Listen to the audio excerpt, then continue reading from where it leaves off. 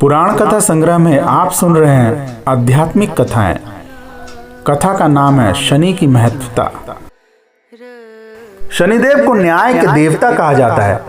वे मनुष्य को उसके कर्मों के अनुसार फल प्रदान करते हैं। उनकी साढ़ेसाती और ढेया का प्रभाव हर व्यक्ति के जीवन में कभी न कभी आता है और यह समय अच्छे और बुरे कर्मों के आधार पर फल देता है। हिंदू शास्त्रों में कई कथाएं मिलती हैं जो शनि देव की महिमा को दर्शाती है।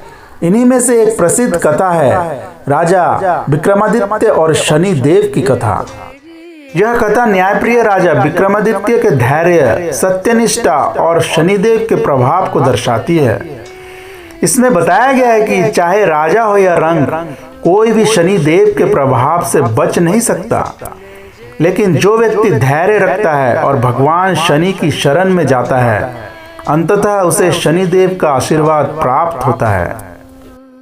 राजा विक्रमादित्य उज्जैनी के एक प्रतापी और न्यायप्रिय शासक थे। वे अपनी बुद्धिमानी और निष्पक्ष न्याय के लिए पूरे भारत में प्रसिद्ध थे। उनकी प्रजा उन्हें देवतुल्य मानती थी। राजा हर सुबह न्यायालय में बैठकर प्रजा के कष्टों को सुनते और निष्पक्ष न्याय करते थे।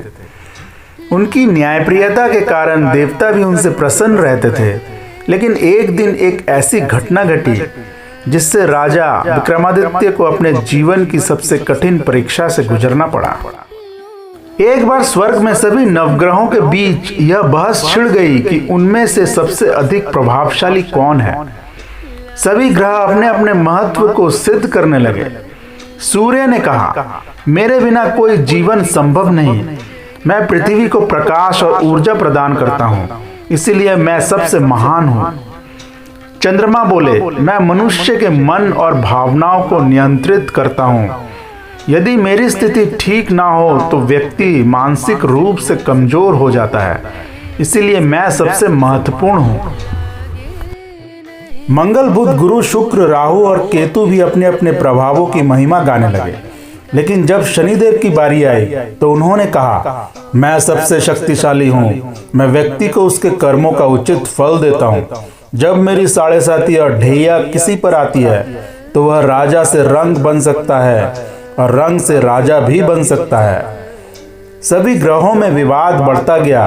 अंततः उन्होंने निर्णय लिया कि वे राजा विक्रमादित्य के पास जाकर इस समस्या का हल पूछेंगे। सभी नवग्रह उज्जैनी पहुंचे और राजा विक्रमादित्य के दरबार में उपस्थित हुए। उन्होंने राजा से कहा कि हे राजन, हम सभी नवग्रहों में यह विवाद है कि हम में से कौन सबसे शक्तिशाली है। आप न्यायप्रिय राजा हैं, इसलिए कृपया इसका निर्णय करें। राजा विक्रमादित्य ने नवग्रहों का आदरपूर्वक स्वागत किया और कहा, मैं गहन विचार करने के बाद ही कोई निर्णय दूंगा। कृपया मुझे कुछ समय दें। इसके बाद राजा विक्रमादित्य ने नवग्रहों के प्रभावों और उनके प्रभावकाल का अध्ययन किया। फिर उन्होंने एक सिंहासन बनवाया और उनमें सभी ग्रहों को उचित स्थान प्रदान किया। उन्होंने सूर्य को शीर्ष स्थान दिया, चंद्रमा को दूसरे स्थान पर रखा। फिर मंगल, बुध, गुरु, शुक्र, राहु और केतु को भी क्रमश स्थान दिया, लेकिन शनिदेव को सबसे अंतिम स्थान दिया। शनिदेव यह देखकर क्रोधित हो गए और बोले, राजन, तुमने मुझे सबसे निम्न स्थान क्यों दिया? क्या तुम मेरे प्रभाव से अनभिज्ञ हो? राजा विक्रमादित्य ने विनम्रता पूर्वक उत्तर दिया कि हे शनिदेव, मैंने सभी ग्रहों के प्रभावों का अध्ययन करके निष्पक्ष निर्णय लिया है। सूर्य जीवन प्रदान करते हैं, चंद्रमा मन को नियंत्रित करते हैं, गुरु ज्ञान देते हैं, लेकिन आप कर्मों के अनुसार फल देते हैं। आपके प्रभाव का समय सबसे अधिक होता है, लेकिन अन्य ग्रह भी अपने प्रभाव में महत्वपूर्ण हैं, इसीलिए मैंने यह स्थान दिया है।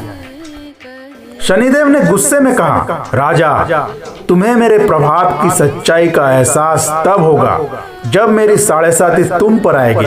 जब मेरी दृष्टि किसी पर पड़ती है तो उसका वैभव छिन जाता है। मैं तुम्हें 7 वर्षों तक अपने प्रभाव में रखूंगा, तब तुम्हें समझ आएगा कि मैं कितना शक्तिशाली हूं।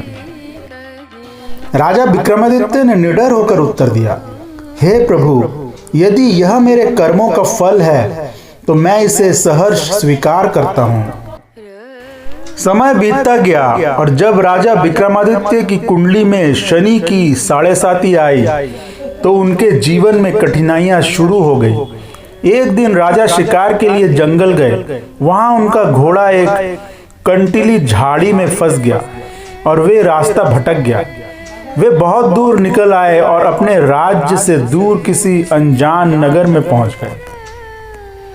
राजा विक्रमादित्य अब एक अज्ञात नगर में थे जहां कोई उन्हें नहीं जानता था।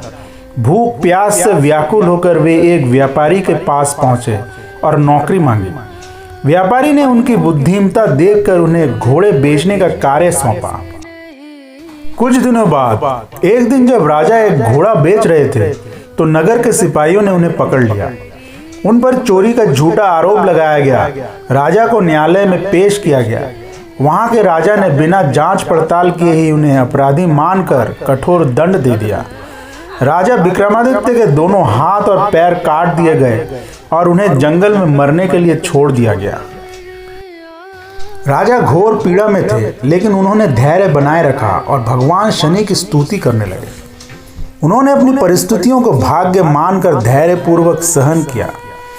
कुछ समय बाद नगर की राजकुमारी को एक सपना आया जिसमें भगवान शनि ने कहा, नगर में एक दिव्य आत्मा कष्ट में है। यदि तुम उसकी सेवा करोगी तो तुम्हारा सौभाग्य बढ़ेगा। राजकुमारी ने अपने सेवकों को भेजा और राजा विक्रमादित्य को राजमहल लाया गया।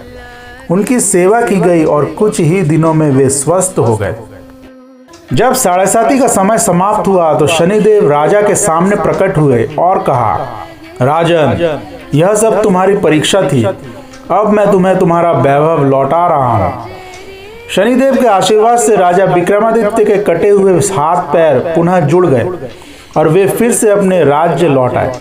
उन्होंने भगवान शनि की महिमा को स्वीकार किया और उनके प्रति श्रद्धा प्रकट की। इस कथा से हमें यह शिक्षा मिलती है कि धैर्य और भक्ति से कठिनाइयां दूर होती है।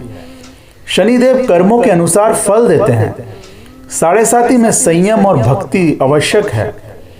इसीलिए शनिदेव को प्रसन्न करने के लिए हमें अच्छे कर्म करने चाहिए, गरीबों और जरूरतमंदों की सहायता करनी चाहिए और संयम एवं धैर्य बनाए रखना चाहिए। अगर आपको यह कथा अच्छी लगी हो तो लाइक और शेयर जरूर करें ताकि यह ज्ञान और भी लोगों तक पहुंचे। आपकी राय हमारे लिए बहुत महत्वपूर्ण है। कमेंट में जरूर बताएं कि आपको यह कहानी कैसी लगी। फिर मिलेंगे एक नए दिलचस्प और ज्ञानवर्धक पुराण कथा के साथ।